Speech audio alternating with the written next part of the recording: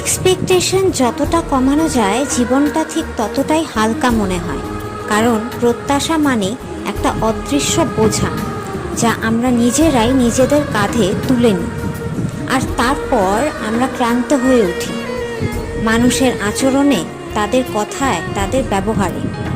আমরা আসলে কষ্ট পাই মানুষ বদলে গেছে এই জন্য নয়, আমরা কষ্ট পাই এটা ভেবে যে আমরাই ভেবেছিলাম এই মানুষটি কখনো বদলাবে না।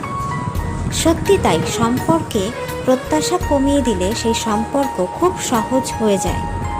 তখন অল্প একটু যত্নতেই মনে হয় যে মনটা ভরে গেল। সারাদিনে ছোট্ট একটা খোঁজ নিলেও সারাটা দিন খুব সুন্দর কাটে।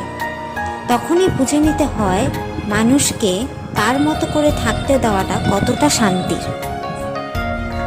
আমার ভালোবাসলে না আমার কাছে